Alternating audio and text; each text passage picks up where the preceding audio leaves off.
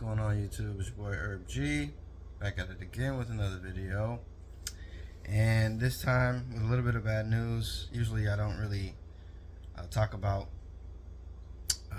all the bad that's been happening in the industry, but you gotta take the bad with the good. And some people have been losing their Bitcoin through this cold storage wallet called ColdCard. And it's from a bug. So they say it's a hack, but it's really because of a bug. So the hackers use just any kind of computer to guess a seed phrase, and the seed phrase is what protects your Bitcoin at the end of the day. It's supposed to be your line of defense of, storing your Bitcoin offline with, with no access to the internet, to where nobody can gain access to it. But if somebody can guess your seed phrase, then there's nothing you can do, and they will be able to break your ColdCard's security feature and gain access to your private key. Don't want to go a little too deep into that. If anybody wants to leave a comment and ask me about it in detail, you can. Haven't gotten a lot of those lately, but it's all good. And I just want to send my prayers and condolences to the people who's lost pretty much life savings during this time. It all started, I want to say last week. I want to say the 31st, maybe Friday, Saturday, that this happened. It's kind of spread like wildfire, and everybody's trying to get their coins off of ColdCard. And ColdCard was created by a company called Coinkite, and it's just kind of devastating and kind of sad to hear, but for me, in my opinion, there's two things, and it just goes with the territory. Unfortunately, we're using something outside of the money system, so we have to take we choose to take responsibility into our own hands. Okay, so the mechanisms and the fail safes and the caution that we take, it still comes with risk. So number one thing that I have to say is that if it wasn't ColdCard, if it wasn't Coinkite, it would be another company, guys.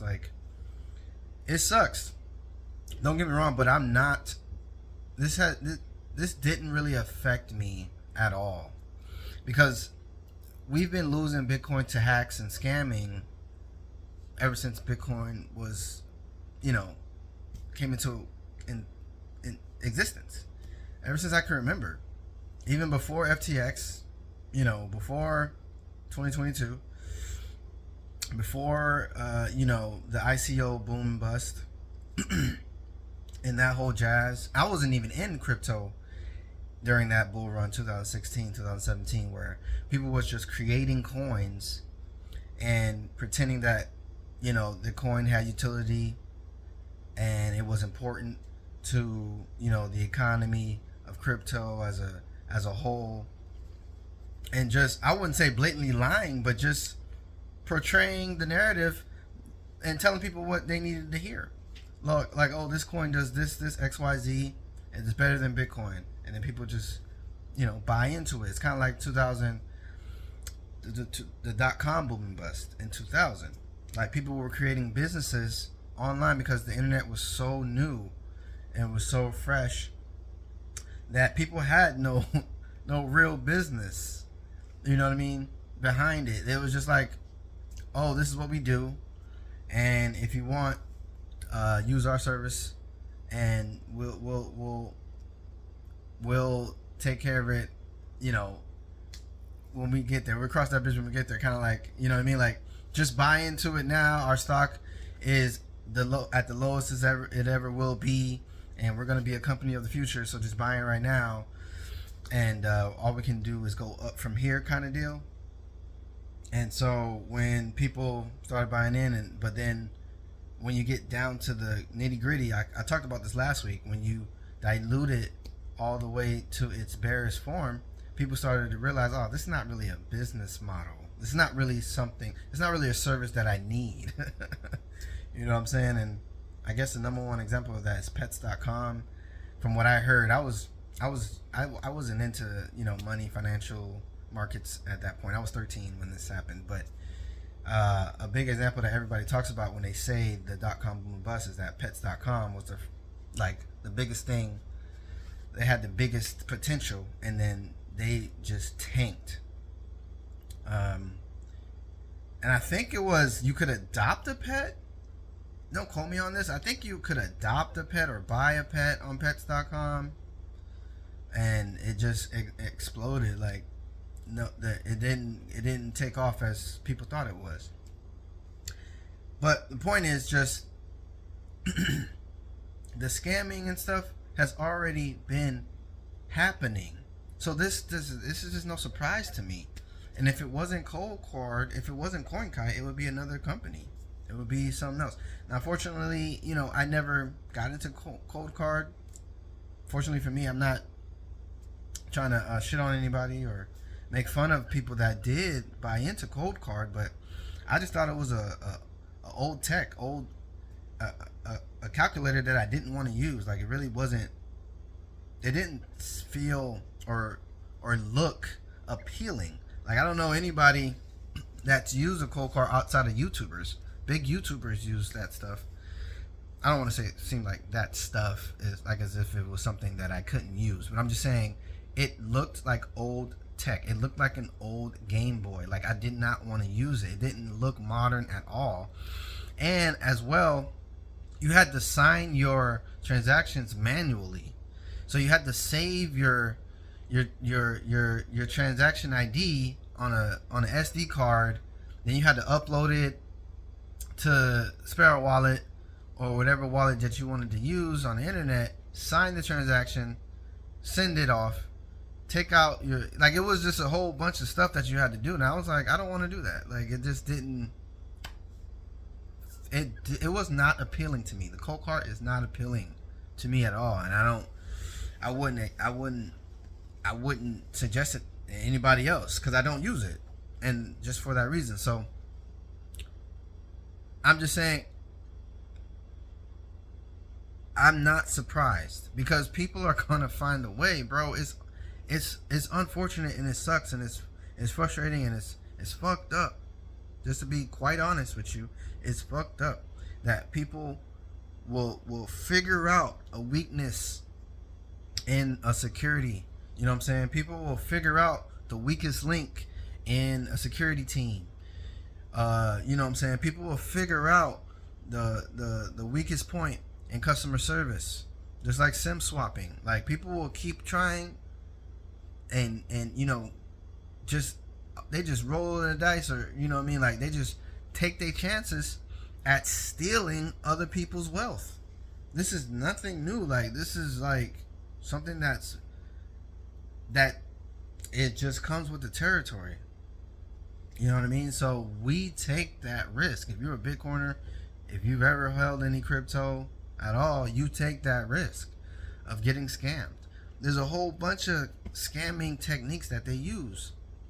You know what I mean? So it's like that. What is not really much you can do. Like, you can only do as much as you can to protect yourself.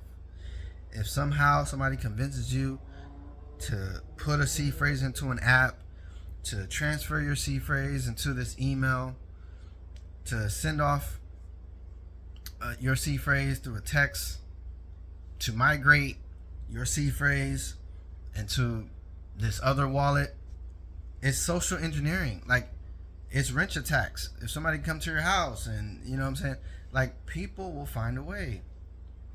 And the best thing, you can try to protect yourself as much as you can, but there's only so much we can do. You know what I mean? So I'm not surprised this happened. It's unfortunate and it's fucked up because it was a bug. It wasn't like people found found some way to break the code. Like, no, it was just like, let me see if we can try to guess these seed phrases and see which company had the weakest link. And unfortunately for ColdCard and their customers, they had a bug ever since 2021. Nobody was verifying the code. I know we say don't trust, verify. Nobody was verifying the code. It's open source, which was weird to me, which I find very, very telling. Like, if it was open source, nobody found this bug. That's just very, very telling. And so, nobody saw the bug. People have been losing Bitcoin since 2022, like the earliest event or earliest, you know what I'm talking about. Like, when we first found out, people were talking about this back in 2022, but nobody, it just never caught on like how it is right now with multiple people losing. Back then it was only like a couple people losing their coins, losing their Bitcoin through ColdCard, and I guess it was just more random back then, and it just wasn't as prevalent back then like it is now, because back then it was, like I said, like, it's still kind of early. Like, we're still early right now, but I'm just saying, like, as far as ColdCard wallets, you know, breaking or defaulting or having been compromised, ColdCard was the best wallet in the Bitcoin industry, like, for the longest, for the longest. And so, even though it was the best, again, I still did not care to use it, because I'm just like, I'm not using something that takes me 10 minutes to figure out, or 10 minutes to send a transaction. I'm not doing that. I need something easier, user friendly. It doesn't make any sense that I'm not gonna put myself through that. So, just the fact of the matter is, there's opportunities out there, good and bad, and then just hackers and scammers use this opportunity to break seed phrases and steal people's Bitcoin. But that's not something that couldn't have happened to any other company. Coinkite is just one company, and they figured it out. Unfortunately, they figured it out. But I'm just saying that could have happened to any company. Blockstream, Trezor, Ledger, Tangent, anybody, Seed, Signer. It could happen to any company. So it doesn't affect the way I see hardware wallets, cold storage wallets. I'm still going to use cold storage wallets. That's just me. I still believe in self-custody. People are like calling like, oh, self-custody, there's no, self-custody is dead. Now all we have is ETFs. Come on, man. Like, if you really truly understood what self-custody is, it's our only chance at defeating the fiat system. So how you can't have Bitcoin without self-custody? That doesn't make any sense. You can't have Bitcoin without self-custody, because if we didn't have self-custody, then there's no way to defeat the fiat system that we're already in. Why use Bitcoin at all when it's just a separate asset next to fiat? You know what I'm saying? You might as well hold dollars. If you don't, like, I don't know why, like, British Auto, I don't, like, nobody watches my video, I get that, but maybe if somebody did stumble upon this video and they know British Auto, and he's saying that self-custody is dead, I really don't get how he can just form his mouth to say that, honestly. Truly. Not, I'm not gonna like sit up here and like try to convince him otherwise. His opinion is his opinion, but I'm just like, self-custody is dead? That's just the most kind of mind-boggling opinion you can have. Because if that's true, then there's no reason to use Bitcoin. Everybody knows Bitcoin and IBIT, with BlackRock, it's just shares. It's not real Bitcoin. Even if it is Bitcoin, like in kind, yes. So they have to hold technically, and we can't even verify this. So for real, technically, they have the Bitcoin on Coinbase. Nobody's seen this. Nobody's seen this firsthand. I mean, maybe I need to do more research, but to me, it's paper Bitcoin. I'm just putting it out there. To me, it's just paper Bitcoin. That this is just a number of Bitcoin that Coinbase owes to BlackRock, or that BlackRock has a percentage of this amount of Bitcoin that they own of Coinbase's Bitcoin. I believe Coinbase has the Bitcoin, yes. But as far as IBIT, BlackRock itself having it in their possession, they don't have it in their possession, in my opinion, because it's custodied with Coinbase. And so why would Coinbase, this amount of Bitcoin is going to be only used from, it's just off limits to BlackRock? No, I don't believe that. I believe they're rehypothecating their Bitcoin. Obviously not like deliberately, not fractional reserve or like anything like taking out loans against it or anything like that. I'm just saying they're using all their Bitcoins are Coinbase's Bitcoin. So they can do whatever they want with it when people buy and sell. I'm just saying BlackRock doesn't have 100% ownership of that Bitcoin. They don't. They issue you shares of it. And so my point is, self-custody is dead, but IBIT doesn't have your Bitcoin. They give you shares and they don't even hold the Bitcoin. And yes, there's like security, like high grade, security and all this stuff, and that like they're incentivized to keep you safe, to keep your Bitcoin safe. I get that. I do. This is a business. I understand that. They make money off the fees of holding your Bitcoin. I do, but it still doesn't mean that they have it in their possession physically. I don't believe that they have it physically in their possession. No, I don't. So it's still a third party that you're using. You might as well buy the Bitcoin on Coinbase and save on the custody fee. Why not just buy the Bitcoin on Coinbase and keep it on Coinbase? What's the difference? $1 million on Coinbase and Bitcoin, $1 million on IBIT and Bitcoin. In IBIT, you have shares. You don't have Bitcoin at all. At least in Coinbase, you have some kind of way that you can at least self-custody it, because you can send it someplace else. Even if it's not cold storage, even if it's not your wallet, you have at least 50% of the control to send that Bitcoin somewhere else. And IBIT, you don't. You have shares of a Bitcoin and you can't send it anywhere because it's not Bitcoin. So how is I don't know, man. That's all I can say about that. Self-custody is dead because somebody found a bug. They didn't hack the physical hardware wallet. They didn't hack the company.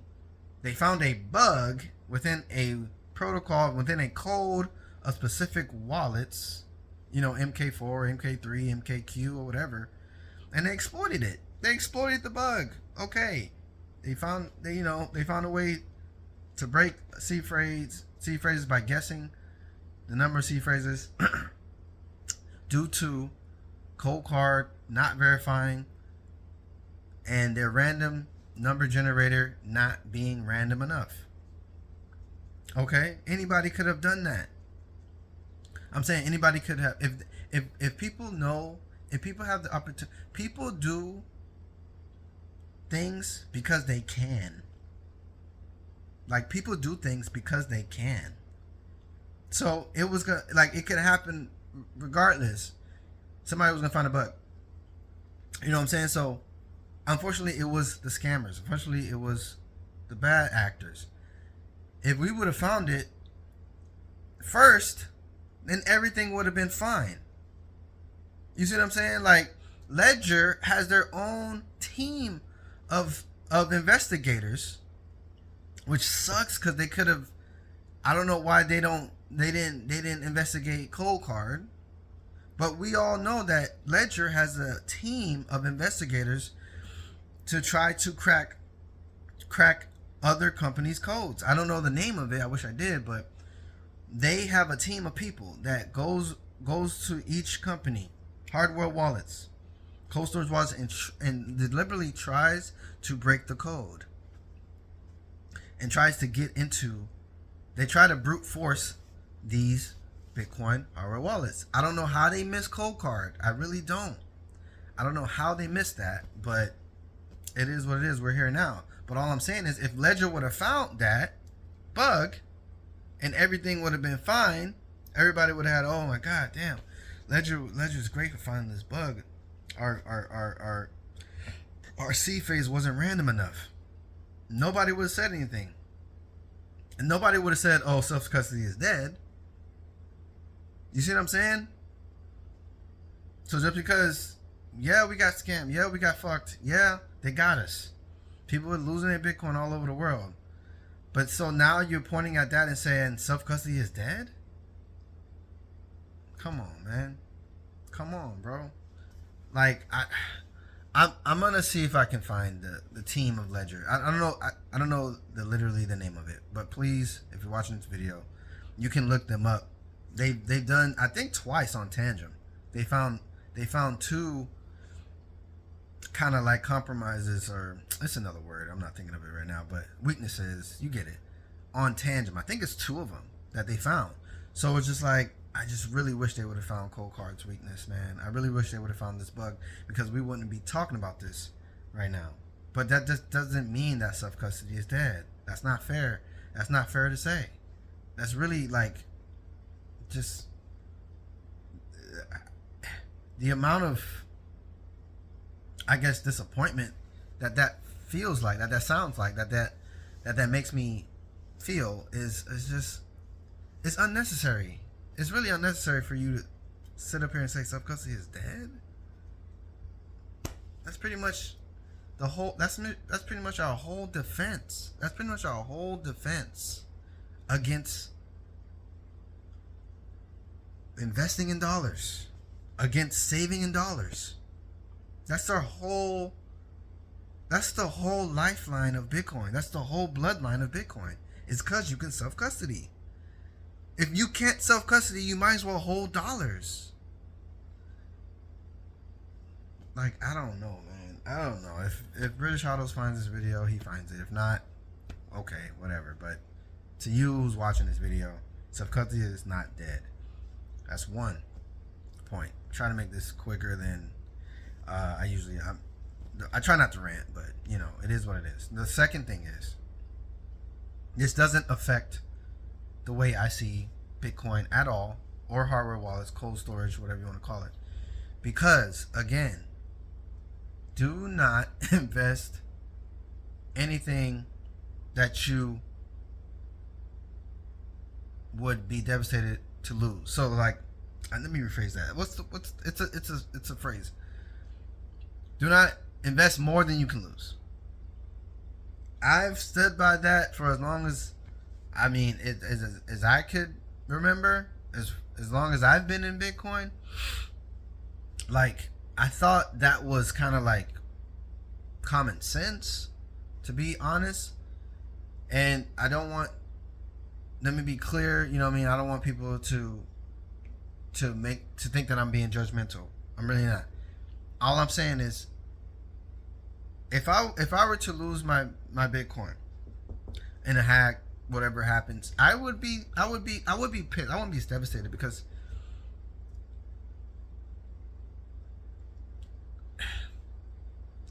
I'm trying to make sure y'all understand where I'm coming from. It's not my life. It's just a habit. I guess that's how I see it, if that makes sense. I know it's my wealth. I know it's a big part of my wealth. And I know it could be life-changing money at some point. But it's not life-changing money at my, like right now. I guess I'm just being honest. It's not life-changing money for me. So if I were to lose it, I would be fine, because I didn't invest more than I'm willing to lose. So I mean, that's all I can say. That's just the best way I can put it. If I lost it, yeah, I'll be pissed. I'll be pissed. I wouldn't be devastated. I wouldn't maybe I'll cry. I don't know. But I'm just saying I will be pissed, yes, because I'm like, damn, that's a lot of money, a lot of time, a lot of effort. I've been, you know what I'm saying, stacking since 2022. Like, fuck. You know what I mean? That's bullshit. I would be pissed. But after, a week. I give myself a week, maybe 2 weeks. I'll say 2 weeks. After 2 weeks, I'm fine. Like, I'm good. Like, it's not my life savings. And, you know, I take that risk. I took that risk. And I didn't invest more than what I could lose. I did not invest more than I could lose. And I think I don't want to, I don't want to sound judgmental. I don't want to seem like I'm downplaying these victims. I'm really not. But if you are, you know, making posts about this and, you know, giving up on Bitcoin because of this, I feel like you invested too much into Bitcoin. You invested way too much of your money that you couldn't afford to lose. You know what I'm saying? That's all I can say about that, you know. And to anybody out there who's just getting into it, who's thinking about getting into Bitcoin, who's never even, you know, heard of Bitcoin, or this is your first video, do not invest more than you can lose. If it will make you cry, if it will devastate, let me just focus on devastation, because I wouldn't be devastated. If it would make you devastated and like depressed, let's go that way. Yeah, this is depressed and you couldn't go to work, you couldn't eat, you couldn't sleep, and you contemplate suicide. If you could do all that, you have too much into Bitcoin. You have too much of your money into Bitcoin. There's just no reason for that. There's no reason to go that route just because you lost your Bitcoin. You've invested way too much, and I would implore you to sell whatever that percentage is that you need to sell right now. If you've already, you know, maybe you've already bought some, to those who just, you know, have a big stack, let this be a lesson to you. Sell whatever amount you need to sell, so that way you can get to that amount where if you lost it, you'll be fine. You'll be okay. You'll be sad. Like I said, you'll be sad, you'll be mad, but you like, damn, all right, it's all good. You get a week or two, tops a month. If you still feel bothered by it after a month, you've bought too much Bitcoin. Now that is a bar, because everybody I know, and even me, says that you can never have too much Bitcoin. But now that I'm thinking about it, talk to y'all right now, in this moment, literally right now, I just figured it out, that if you lost it and you become depressed on it, but because of it, you got too much Bitcoin. And that's a lot. And that's saying a lot. I'm telling you, go down all of my videos of how I promote Bitcoin. Go down any Bitcoiner, any person that has over 50,000 subscribers, 100,000 subscribers. Go take a look at their channels. Go take a look at how they speak about Bitcoin. There's nobody in the industry that says you have too much Bitcoin. Everybody says, I got into Bitcoin late, and if only I can go back, I would have way more Bitcoin right now. And how much Bitcoin do you have? Not enough. Or, I've never met anybody who studied Bitcoin and didn't want more. Or I never met somebody who's bought Bitcoin and didn't wish they bought more. Like, nobody would ever tell you that you have too much Bitcoin. But I'm telling you right now today, if you have Bitcoin and you lost it and you would be depressed over it, you have too much Bitcoin. You have too much Bitcoin. So you need to go ahead and sell that. Or spend it.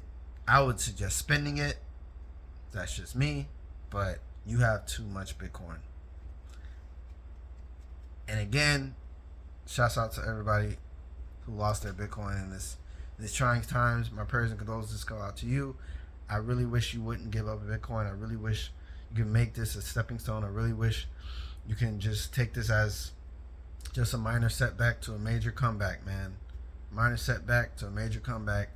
Please don't be down in the dumps. Please don't kill yourself. Please don't have a negative mind frame about this. Please be more positive. Please look towards the future, and please look forward to the future. To have more of a positive growth mindset. To see what's next for you in your chapter of life, man. So that's all I can say. But again, if you are devastated by this, would be devastated by this, and you lost your Bitcoin, you have too much. You got too much. Never invest more than you can lose, more than you can afford to lose. And I'm just gonna say it. The last thing I'm gonna say: nobody should have their life savings in Bitcoin, man. I mean, it's hard to say, but I have to say it. It's just, that's what it is. You should not have your life savings in Bitcoin. It's just, we've had too many things happen to us over these last, like, pretty much 5 years. Pretty much 5 years, man. The hacks, the wrench attacks, like pretty much since 2020, 2021, we've gone through too much to just bet everything on Bitcoin. It's unfortunately a target that you can't afford to protect, I guess, in a way. Like, it's just a target that you will never come back from. You know what I mean? It kind of changes your life, changes your trajectory of life if you're just sitting in Bitcoin, if you just have your whole life savings in Bitcoin. Well, I guess I'll say, like, it gives you more of a percentage. It puts you at lower odds of ever recovering from something bad happening to you. Whether it's a hack, whether it's a scam, whether it's social engineering, whether it's a wrench attack. If you can't have your life savings in it. You can't have your life can't be Bitcoin. It just can't. We have to really treat it like cash, and cash is trash. I mean, at this point, just maybe at this point, maybe in the future, we can come out the woods and use Bitcoin as legal tender, like how it is around in El Salvador, and I think maybe one other country has it as legal tender. But right now, it can't be our life. It can't be a life saving. It can't be everything that we got. We can't have our life savings into Bitcoin right now. Not right now. Not right now. So that's all I got, man. Appreciate you guys watching, man. Like, it's crazy. It's crazy, man. But again, I make these videos because one day I went to the bank. Wasn't able to get my money out. And I feel like Bitcoin is our best chance at having new money. Because I know one thing for sure, is that self-custody still exists. You can still self-custody your Bitcoin. You can still take it off exchanges. And last time I checked, that's called control. Controlling your own money. Not a bank, not bankers, not a hedge fund, not Bank of America, not BlackRock, not the president, not governments, nobody but you. And there's no other money to where we can do that. Just think about that. There's no other type of currency where you can hold it on your own 100% and be able to control it. So that's still alive in my book. That's still alive. Ideal. And that's still alive future. Still a future that can be witnessed. That's still a future that we can be a part of. So, all right, y'all. Didn't mean to make this video too long. I will see you guys in the future. I guess that'll be my new catchphrase now, since I'm doing a lot of videos, putting out a lot of work. But I'm pretty sure I'm not gonna be famous from YouTube. But there's other things. There's other things in the works. You know, God got some other things for me. And this will be my journal. This will be something that people can look back on, I guess, you know, and kind of see who the old Gary was, you know. Oh shit, I said my name. If you ain't know my name by now, you haven't been watching my videos, so it is what it is. If you've been watching my videos, you know what you know what the G stands for, Gary. So but alright, man, that's about it. I'll see y'all next one, man. Like, comment, subscribe if you can, if you wish to, if you can, if you want to. Alright, y'all. I'll see y'all next time.